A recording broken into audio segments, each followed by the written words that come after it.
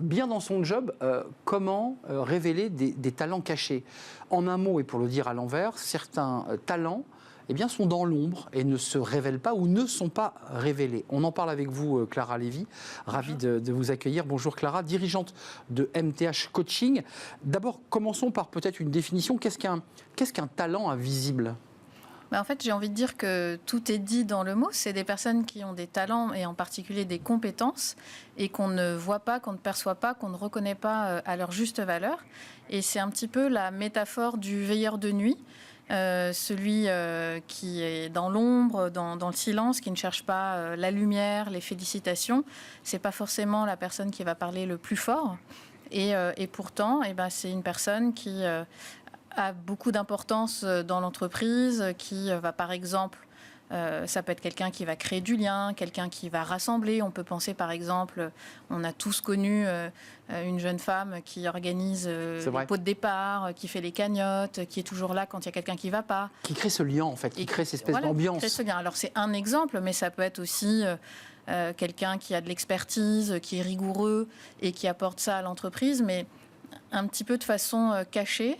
Et parfois, c'est aussi lié à des profils un peu plus atypiques, si on peut parler de profils typiques et atypiques, qui rentrent un peu moins dans les cases, dans le moule, et qui, du coup, passent sous les radars de l'entreprise.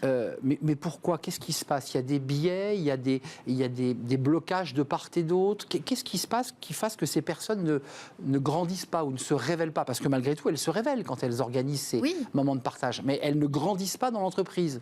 Alors, il y a des raisons déjà qui sont parfois personnelles. Elles n'ont pas envie d'être dans la lumière, elles ont envie d'être discrètes, elles n'aiment pas se mettre en avant. Parfois, elles ne savent pas aussi se mettre en avant et puis peut-être se mettre des freins toutes seules.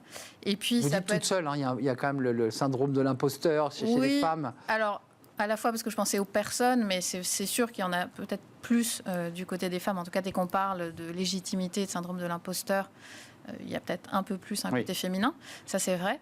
Mais ça peut être aussi organisationnel, parce que finalement, des profils un peu plus atypiques, c'est aussi se dire, est-ce que c'est pas finalement la façon dont on les observe et dont on les évalue qui est trop étroite et qu'il faudrait finalement, qu'il faudrait élargir, revoir les codes et les processus d'évaluation, par exemple. Et ça peut être aussi, vous parliez de biais, on connaît un peu l'expression qui se ressemble s'assemble. Oui. Et finalement, notamment dans des grandes entreprises, on se retrouve avec un peu des profils de clones. Et tant qu'on est le clone, tout va bien. Et si on est un petit peu différent, ça devient plus compliqué d'exister. Et finalement, le talent invisible, c'est l'inverse de ceux qui brillent et qu'on voit et qu'on entend et qui prennent beaucoup de place. Et qui n'ont parfois pas forcément de talent d'ailleurs, ce qui est un peu paradoxal, parce que c'est ce qu'on entend dans les entreprises. Alors, il y a ceux qui font de la politique et puis ceux qui n'en font pas. Oui, il y a ceux qui font du bruit et qui font du bruit pour exister, et alors parfois à juste titre, et puis parfois...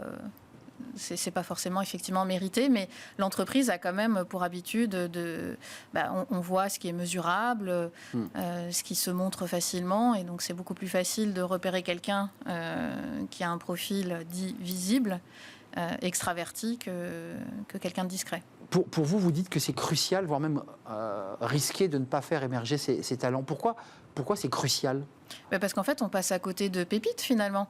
Et donc, c'est à la fois apporter beaucoup plus de richesse et de diversité dans l'entreprise, et puis aussi aider ces personnes qui ont plein de choses à apporter, les aider aussi à se révéler, à se mettre en avant. C'est pas forcément...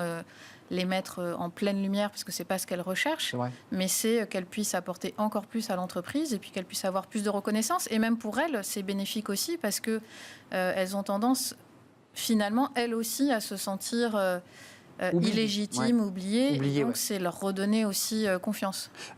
Vous dites aussi que c'est important aussi ce lien de confiance. C'est quoi ? C'est des feedbacks, c'est des espaces de discussion informels, c'est pas être dans les cadres classiques de l'entretien annuel, par exemple RH ? Oui, qui reste important, mais c'est aussi prendre le temps. Il y a beaucoup d'entreprises, même si c'est obligatoire, qui sont super en retard sur les entretiens professionnels. Donc, c'est prendre le temps de les faire, de les écouter sur leurs envies, sur leurs souhaits. C'est effectivement faire des feedbacks croisés un peu plus 360. Alors, dans certaines grosses entreprises, ça existe. Mais il y a plein d'entreprises où ça ne se fait pas. Et parfois, ça va être le collègue qui va penser à dire du bien de la personne parce qu'il la côtoie au quotidien. Et ce n'est pas forcément son manager qui va voir toutes ses compétences. C'est aussi accompagner ces personnes-là à oser se mettre un peu plus en avant. Donc, ça peut passer par de la formation, par du coaching, les pousser, une sorte de marketing de soi, mais c'est aussi comment l'entreprise fait bouger ses codes, comment l'entreprise revoit ses critères d'évaluation. Et repère aussi ses personnalités. Voilà. Et donc peut-être aussi accompagner les managers en ce sens. Merci Clara Lévy. Et puis je voudrais qu'on présente votre livre, c'est important de le découvrir, il est sorti chez Ellipse. Votre dernier livre, S'épanouir professionnellement, qui vient faire écho d'ailleurs au sujet qu'on évoque là sur le plateau. C'est votre livre, il est sorti chez Ellipse. C'est votre deuxième livre ? Non, c'est le premier et qui a été coécrit avec Fabrice Mézières. Et c'est très intéressant de rendre hommage à votre co-auteur. Premier livre, et il y en aura d'autres. Merci. J'espère. Merci Clara d'être venue nous rendre visite. On s'intéresse à la santé mentale, qui est un enjeu aussi de préoccupation du coach que vous êtes, mais aussi de tous les DRH et des entreprises. Les chiffres sont alarmants.